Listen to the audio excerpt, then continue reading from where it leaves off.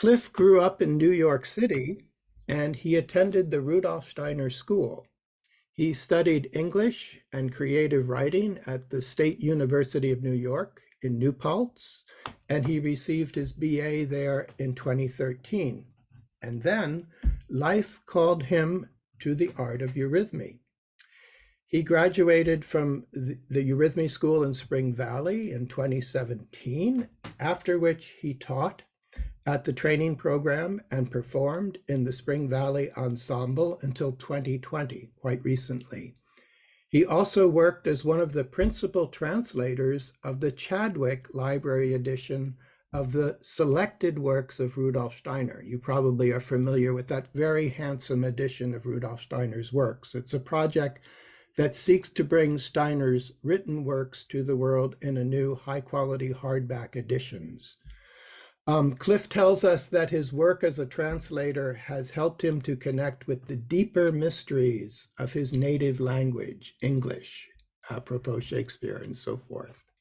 So in 2021, as you know from previous meetings, he became an editor at SteinerBooks. I highly recommend that you check out the video in which he talks about the Collected Works project of Rudolf Steiner, in particular, his remarks about the public lectures that were occurring around the time in 1922 and which were somewhat problematic. It would be interesting to look at that as we think about 100-year themes.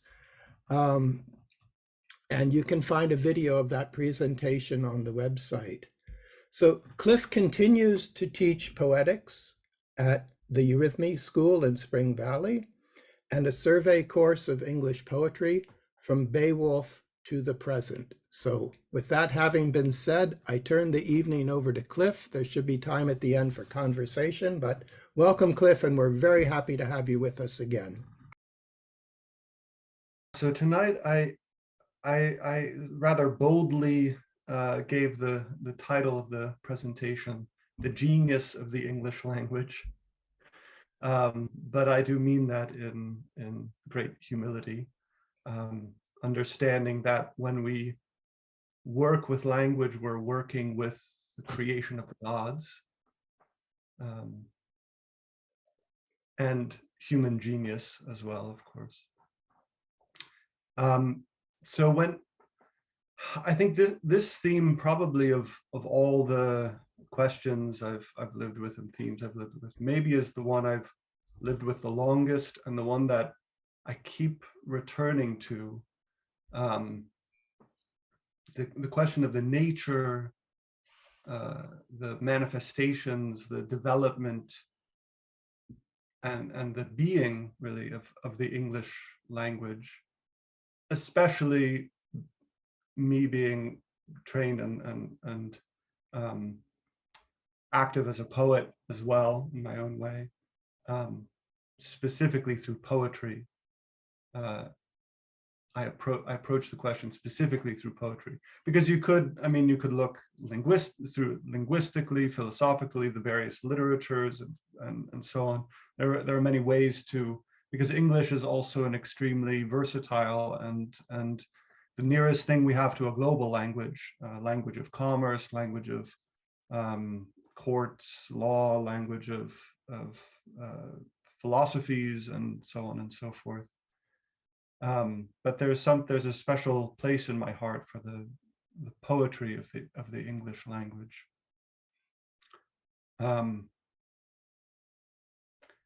So what I'd like to do is look, as Bruce mentioned, look at Beowulf, Chaucer, Shakespeare as kind of 3 points, 3 stages, 3 steps, or representative of 3 stages in the development of the English language. Much of what I'll talk about tonight is not only original insight, but I stand on the shoulders of giants. I think one great book, just to mention, is The English Spirit by D.E. Faulkner Jones. Maybe some of you are familiar with it. Quite a brilliant exploration of some of the principal main qualities of English. Also, The Spirit of the English Language by John Wolson, who was a teacher for many years at Green Meadow Waldorf School and was my poetics teacher when I was at the eurythmy training. His book is quite excellent too, and really a large survey in more detail through various poets and authors, gives a picture of the development of the English language. But I just kind of like to give a rough outline in the way a sort of biographical sketch, I guess you could put it that way, of the English language and the genius, the being of the English language in its development.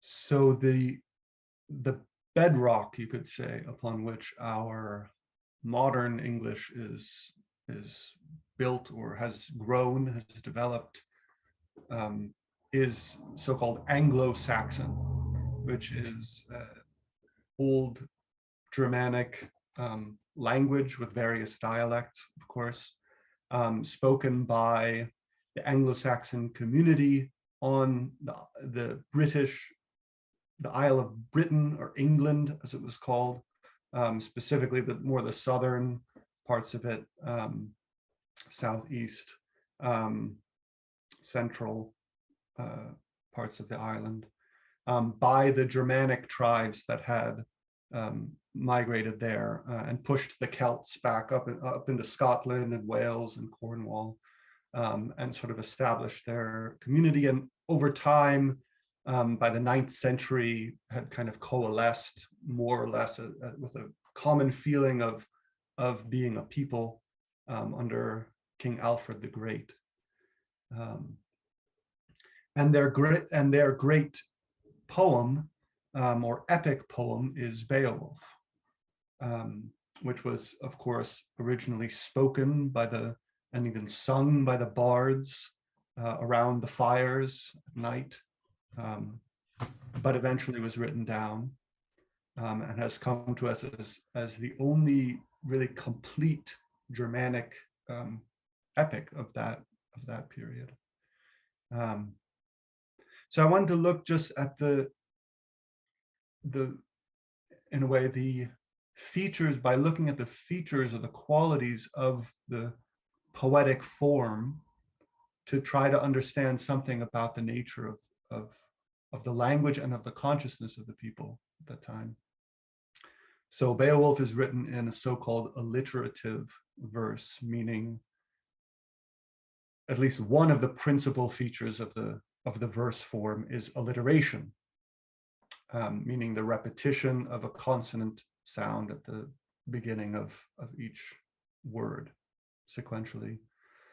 Specifically, so 4 beat lines, sort of 4 stressed syllables on a line, the first 3 of them having alliteration, and then the last one being free. That's kind of the archetypal form. So to give an example from Beowulf, just a single line: Grendel Gongan, goddess ire bear. So you have g, g, g, b, to put it in terms of the consonants. Grendel Gongan, goddess ire bear. So you can feel something through the life of the consonants. One enters into an immediate and direct relationship with the natural world, with the world of the elements. You can feel in the experience of the vowel, one awakens to an inner feeling of the soul, wonder, for example, oh, surprise. So the vowels give expression to the inner life of the soul. The consonants are imitations of the forms and activities of nature and express this deep connection with the natural world. In the Riddles of Philosophy, Steiner describes an earlier consciousness which he calls pictorial consciousness, and he describes it in the following words: human beings of earlier times do not as yet separate their own soul experience from the life of nature. They do not picture themselves as a special entity alongside nature. They experience themselves in nature, just as they experience lightning and thunder in it, the drifting of the clouds, the course of the stars, or the growth of plants. So the Anglo-Saxons still possessed this form of pictorial, what Steiner calls pictorial consciousness, in which they felt themselves connected intimately with the processes of nature and had not yet emerged into an experience of selfhood in the way that we each have today as our own isolated selves standing on the sterile promontory of the earth, but experience themselves deeply connected with the natural processes. They experience themselves in the thunder, in the waves, in the rock. And you can feel this powerful life of the consonants gives expression to that form of consciousness. Furthermore, they have these 4 beats on the line. And I call them beats because it really, in a musical sense, it has to do with emphasis and lack of emphasis, rather than rhythm, which in eurythmy, for example, we would speak of rhythm having to do with awake and dreaming or sleeping, awakening and sleeping. Beat has to do with an emphasis and a lack of emphasis. And that's really, as opposed to the poetry of the South, for example, Homer's great epic, written in dactylic hexameter. So we have the meters of the South, andra moyenne pemusa, polytropon hosma la pola. You feel this stream of time and rhythm and meter regularly formed out of the relationships of long and short syllables. In the Anglo-Saxon, you have stressed and unstressed. Grendel gongan goddess ireber, muntesem manshatham manakines, sumnebesirwan in siletham hiam. So this powerful life of the consonants and the experience of beat very strongly. And what happens in between these pillars of the 4 beats is not so essential. They don't have iambic, short, long, short, long, short, long. It's all kind of little eddies and waves, and then these big pillars of the 4 beats on the line that strengthen one in a way and hold one up against the power of the elements. Very typical of the life of the sentient soul. So Steiner actually describes how these Germanic tribes at that time still were in a way held back in the phase or in the experience of the sentient soul, and they expressed that through alliteration. He actually says alliteration is the appropriate mode of expression for the life of the sentient soul, which makes sense because it's the soul's relationship to the environment. It's always how you're connected with the life of nature, with the life of the world around you, in a feeling, deeply, powerfully feeling, but not yet self-conscious. There's no independent life of thought that emerges yet within the soul. That will come later. And the other remarkable feature of the Anglo-Saxon poetry is the kenning, which refers to basically a very concise metaphor. So 2 or more pictures brought together in direct relationship as a compound that mean something else. So they're metaphors in that sense. For example, Whale Road is the sea. So instead of the sea, which in a way isn't an abstract, I'm naming that thing that's out there, they have Whale Road. So already inherent within their descriptions of the world are these inner pictures. It's again, pictorial consciousness. Whale Road, light of battle is the sword. sky candle is the sun. So beautiful ways of describing the world around you, and clearly very much out of an inner imaginative, deeply immersed consciousness, rather than the more, in a way, abstract, dead, one could say, in a sense, not negative in that way, but dead consciousness that we experience today, which allows us to be self-conscious.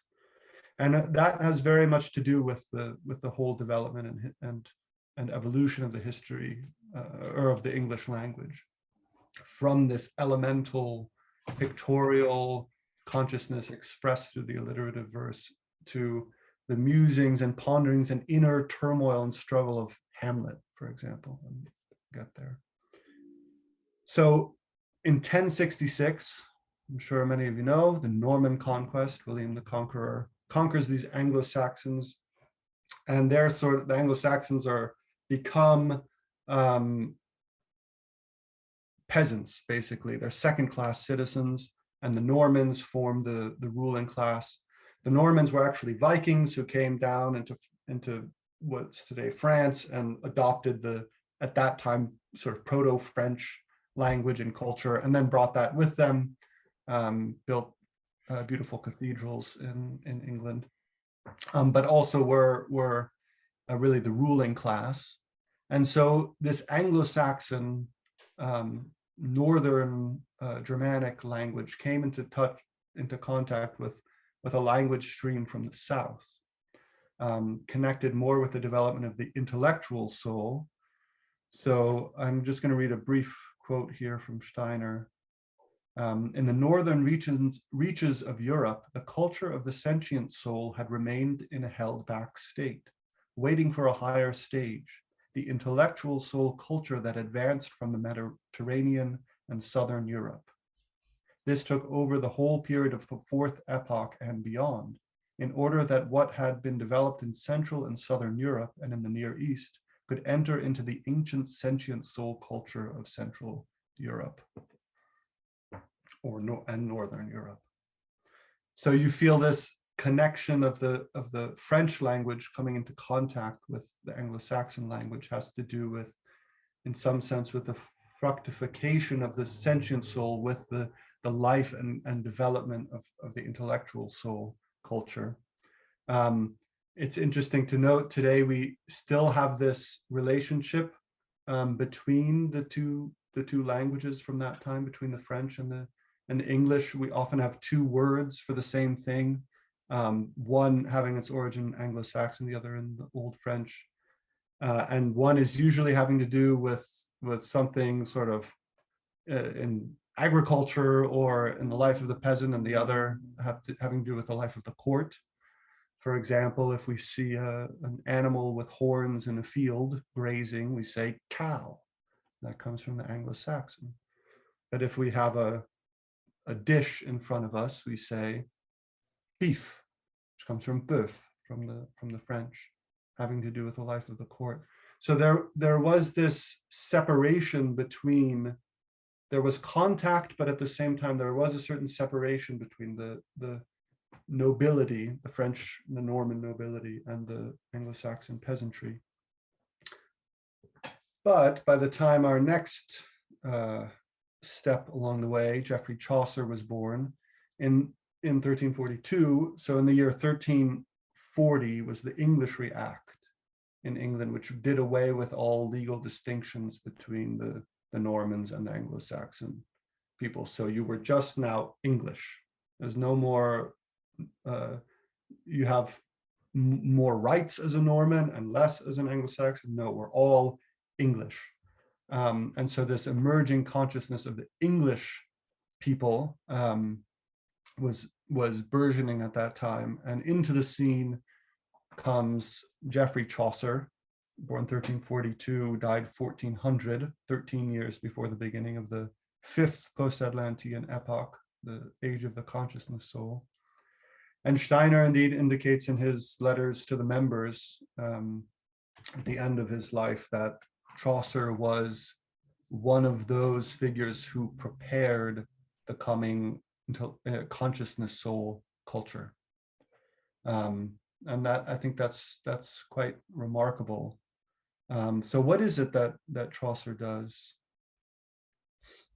One is that he allows that sentient soul culture of the north, of the Anglo-Saxons, to be fructified by the intellectual culture of soul culture of the south, by adopting aspects and qualities and features of Southern European poetry into the English language. So he knew Petrarch and had traveled to Italy and France and was a diplomat, and he brought some of those you would say conventions, but really expressions of the consciousness of those cultures back, and allowed them to merge with the English language, so that in the Canterbury Tales, instead of having, which is his great work, his most well-known, his masterpiece, instead of having alliterative verse with 4-beat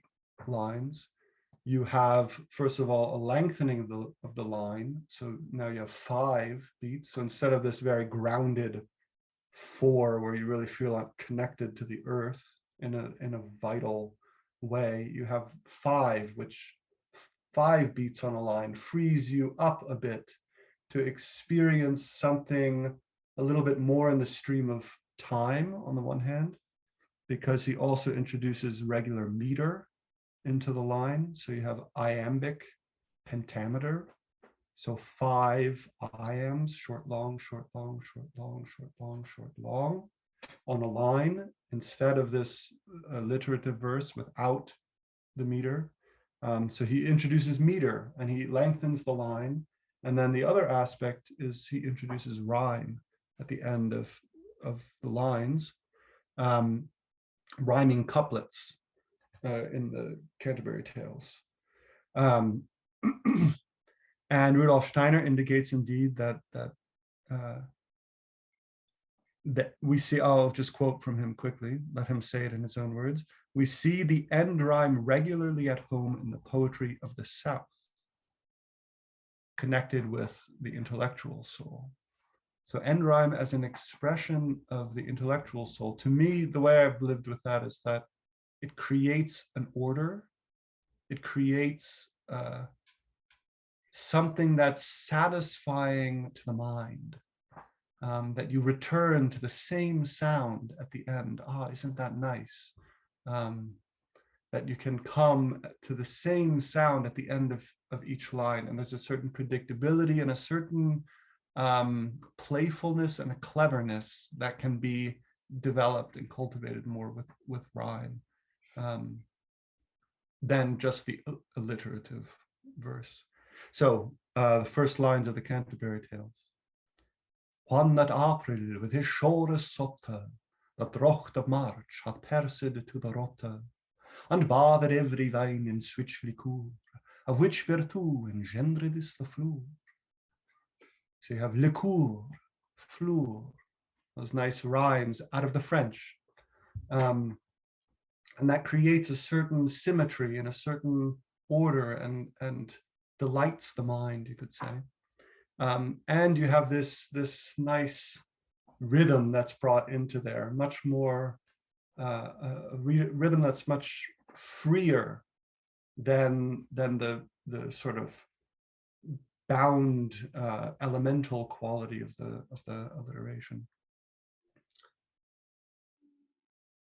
Yeah, and the other aspect, of course, are his characters. So you don't have just the characters of the medieval morality plays, for example, jealousy and so on. So representing symbolic, allegorical characters who represent a type. But you have the miller, and the miller's got a big whopping wart on his nose with a little hair sticking out of it. So you have this incredible consciousness now of the details, down to the most minute details of the physical world. So the awakening, in a sense, of the scientific consciousness, in that one is now exploring What are the details of the physical world around me? Because you begin to experience yourself as separate from the world, no longer intimately bound up with it inwardly, spiritually, but actually as separate from it. And you become the culture of the observer culture begins, the spectator culture begins at this time. And Chaucer's characters really become almost fully fledged personalities, not quite Hamlet and Lear, but and there's humor, which is always nice. So Chaucer introduces, I think those are some of the main elements that lay the groundwork, you could say, for the coming age of the consciousness soul. I have to move pretty quickly now, but you guys are going to talk a lot about Shakespeare soon, so you can get more into details, I think, with Shakespeare then. But I did want to mention between Chaucer and Shakespeare, roughly 150 years or so, you have one of the most remarkable phenomena in language, in the development of language in history, which is something that's generally referred to as the great vowel shift. So I believe that linguists are unaware of any other language that changed so drastically in such a short amount of time. And it happens right at the beginning of the age of the consciousness soul in the 15th century. Quite remarkable. So Juan that April becomes when that April. So you have the April, this openness of the becomes April. And for if there are any eurythmists out there, you'll know inwardly immediately what that means. Moving from the openness of to A. Suddenly you've created a boundary between yourself and the world. So you can feel this shift in consciousness right there in the very transformation of the language itself. It's going in a way through puberty. It's what Steiner says in his lectures to the teachers. He says, the being after puberty is an entirely different being from the being before puberty. Yeah, it's a total transformation of the being, and you really feel that with the great vowel shift. So turns to A. I mean, this is very general.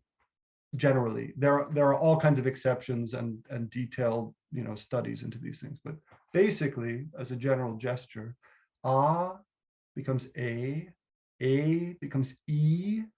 So everything's moving forward along in the speech organs.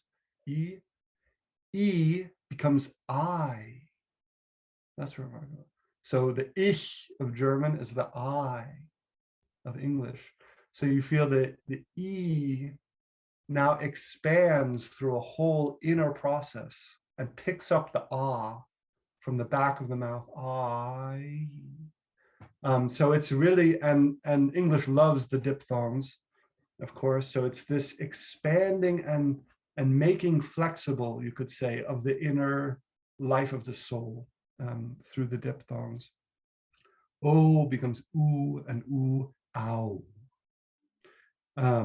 So another process is many of the consonants that were there and formed and expressed in the Anglo-Saxon now excarnate, you could say. They disappear into the ether. For example, Knecht becomes knight. So as in a knight in shining armor. So in the German, you still feel this sculptural quality. The language Steiner describes the genius of the German language as a sculptor.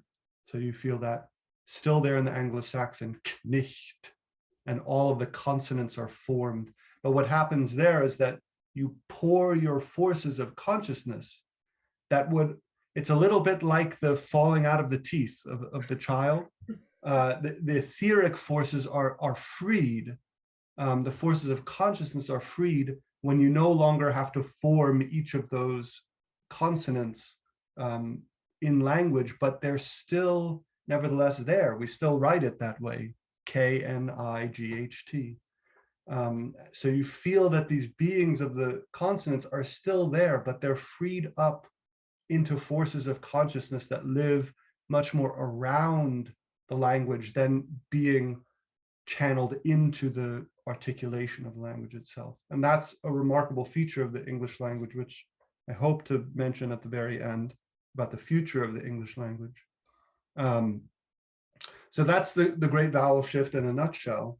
And then Shakespeare comes on the scene. The language has been totally transformed. And he begins with more or less writing plays that are out of the style, imitating, his imitative phase, writing things that are out of the style of the time. All great artists do this, of course. But as he moves into his mature phase, he drops rhyming, generally speaking, except for choice places. And his great plays and his great monologues are not written with end rhyme, but in what's called blank verse, which it's iambic pentameter, as Chaucer had. But now you've let the rhymes excarnate as well. You've freed something up by leaving out the end rhymes. And that allows one to move through the lines much more organically, fluidly, and out of the inner resources of the personality, him or herself. So the forces of the individuality, the forces of thought, are able to sculpt and direct the rhythms and movement and activity of the language, rather than being imposed upon from the outside. I always have to return to the same sounds at the end of this line because it has to rhyme. And Shakespeare has some very humorous things about that in some of his plays, about the ridiculousness of rhyme. I can't think of anything to rhyme with food or good except food, that sort of thing.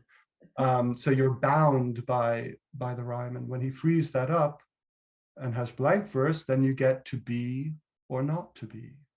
That is the question. Whether 'tis nobler in the mind to suffer the slings and arrows of outrageous fortune, or to take arms against a sea of troubles, and by opposing end them. So now the thought, the inner gesture and movement and activity of the thought is able to work its way into the language and sculpt it from within. And this is a characteristic feature of the consciousness soul, that we no longer do things out of what is imposed on us, out of a commandment from outside, but we actually, out of the inner resources of our own being, have to shape the way that we speak in the world, shape the way that we are in the world. And that very much is Shakespeare is able to work with blank verse to that end. Also thinking of Macbeth, tomorrow and tomorrow and tomorrow creeps in this petty pace from day to day to the last syllable of recorded time, and all our yesterdays are lighting fools the way to dusty death. I mean, if he had to rhyme all of that, it would get in the way of the brilliance of the expression. And of course, he uses repetition and he uses alliteration, but where it's warranted, where it's needed, out of the inner gesture and content of what's wanting to be spoken.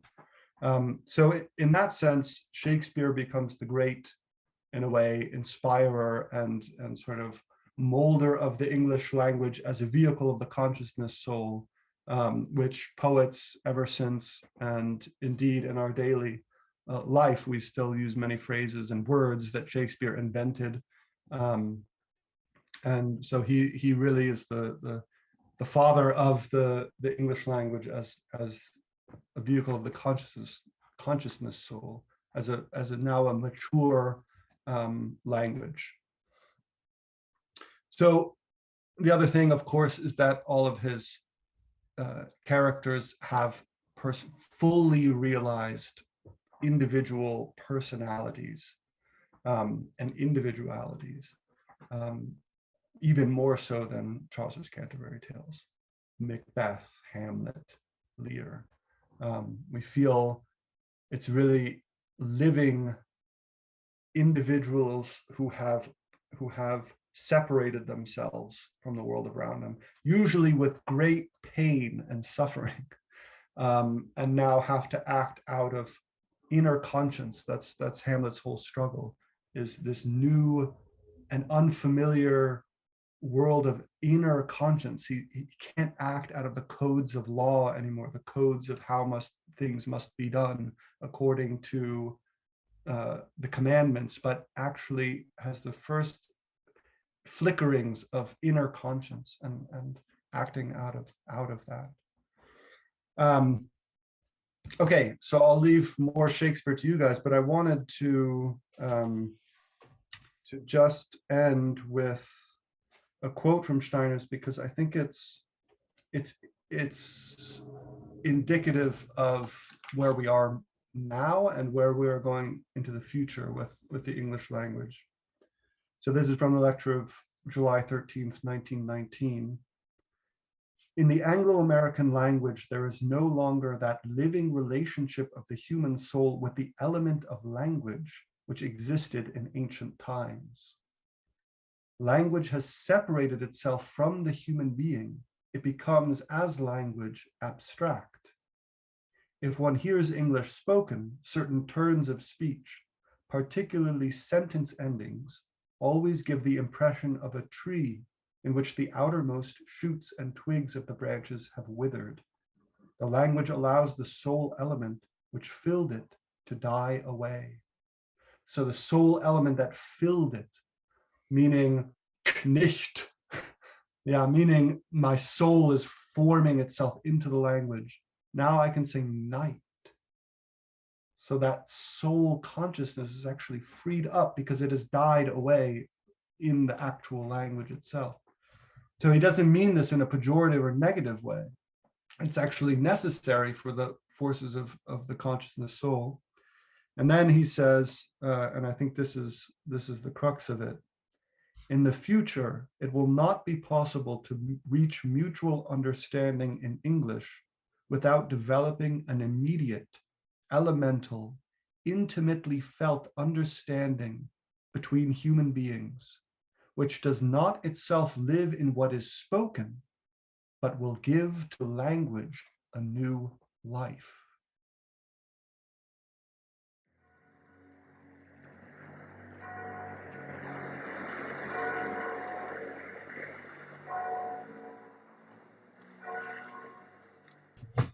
Could you read that last sentence again and maybe even interpret it a little bit through your eyes as you see it? Yeah. A lot more there that I can grasp. Sure. Yes, absolutely. Yeah. So in the future, it will not be possible to reach mutual understanding in English without developing an immediate, elemental, intimately felt understanding between human beings, which does not live in what is spoken, but will give to language a new life. So to me, he's saying that because the creative forces of the language have now died away from the actual spoken sounding of the language, to an extent anyway, those forces of consciousness, of the soul, now live in the soul, in the consciousness soul, actually. And so if you want to understand someone, you have to go past what is actually audibly, physically spoken in the words into the inner soul state of the other person. And it's actually the cultivation and development of a new clairvoyance, you could say. A clairvoyance in the sense of entering into the experience fully of the other human being. Otherwise, you won't understand what they're saying, because what they're saying is not in the words, it's in the inner gesture that surrounds the words. Yes, this transition from in consciousness, especially from the German to the English, is there a significance also to the way that the German sentences are formed with the verb at the end? Yeah, absolutely. There's still life in the language, right? Ich muss durch den Park gehen. Yeah, so you, even in a simple sentence like that, we say, I have to go. The verb is there, the active, the living aspect, through the park. The park is the dead noun, object, abstract thing. What is a park anyway, right? But the go, the activity, the life, that comes at the end of the German sentences, but not so in the English. It used to, but more and more that has stopped being the case, and it's for a reason. It's a lawful development of the specifically English aspect of language, whereas I would say the German retains an inner life, and Steiner describes the genius of the German language as a sculptor. So living in the sculpting of the sounds, and that's why, to be perfectly honest, German language, as in terms of meditative mantric life, has much more power in it, or is more accessible directly through the sounds of the language. In English, you have to kind of, where am I? Like, how do I get to that inner experience of what this mantra is telling me? You're a little bit a sailboat without a rudder somehow. You know, you have to find your way into it. Whereas in the German, if it's come from an initiate who's really poured spiritual content into the sounds of language, you don't even really have to know what what it means in an intellectual sense to be able to have a living experience of a spiritual nature. If that, I don't know if that's helpful at all. I've heard it said that, I don't know if you would agree, that with the German, the meaning is actually incarnated in the language, where in English, the language evokes the meaning. And when it evokes, that's very different than having it so embedded. Yeah. In the language. Yeah, or the meaning is around, I would even say. Not necessarily. It has a pointing character. Yeah, it has a pointing character, and the meaning, yeah, you have to live into the super sensible, actually, in a way, to get to the meaning. But it's harder because you have to do it in a way out of the forces of your own consciousness. It isn't as much embedded somehow. Yeah. As a German speaker, and English is my second language, and I came relatively late to this country. So I think it's very nice what you said about the German. I experienced that too, that sculpturing and this this grounding, what you have in the German. So we, in the section, for several years, we studied the Shakespeare plays, what was said. And I must say, not a lot I could understand. The Shakespeare language was difficult for me. So I did the following. I just gave it up, and I sat there with closed eye and listened to it. And the melody of the language was absolutely beautiful. And there you have the difference between the English and the Germans right there. And so I was always sorry when I started to understand more, because I remember that fondly, that time where it was so musical to me. So that's my personal experience with it.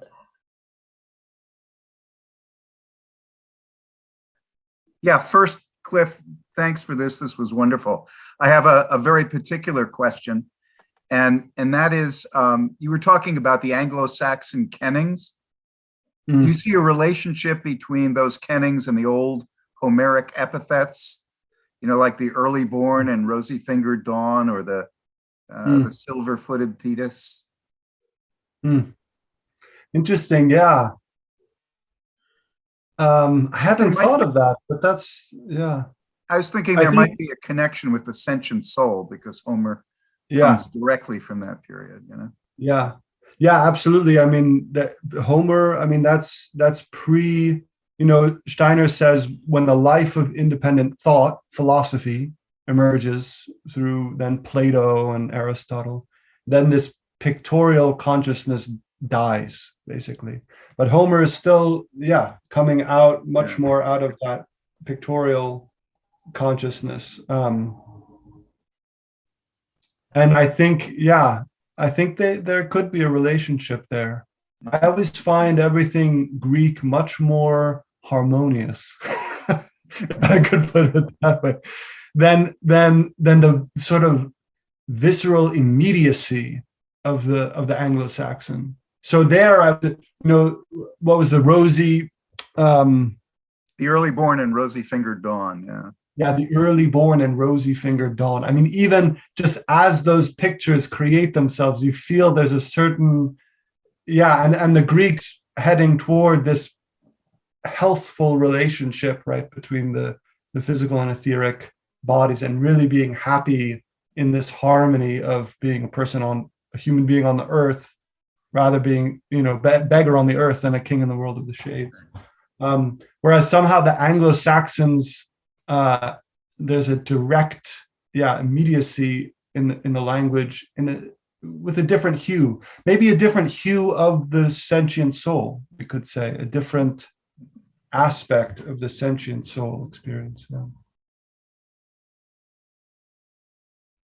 Okay, so I would just this is entirely on a humorous note that is not Steiner worthy, but I just kept thinking of it the whole time. For those of you who do know German and have never read Mark Twain's wonderful essay, That Awful German Language, do you know that, Clifford? Yeah. Okay, all right. Well, if you and Bruce know it, that's the main thing. I'll post it on the website. It's okay. Public domain. Public domain. I read it once a year, and I still laugh out loud sitting here. The notion, because it's so intellectually American. He's so annoyed that you have to go through gehabt, gewesen, gewollt, gebat, and then finally, after you've taken a train through several linguistic landscapes, here's the verb suddenly, so that you know. And but of course, he's so clever, so it isn't. This has nothing to do with incarnate or not incarnate, but it's just this quintessentially American psyche's view of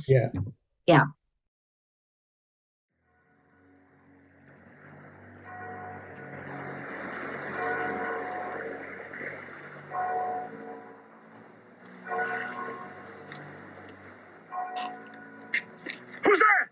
Nay, answer me. Stand and unfold yourself. Long live the king! Bernardo? He? You come most carefully upon your hour. 'Tis now struck 12. Get thee to bed, Francisco. For this relief, much thanks. 'Tis bitter cold, and I am sick at heart.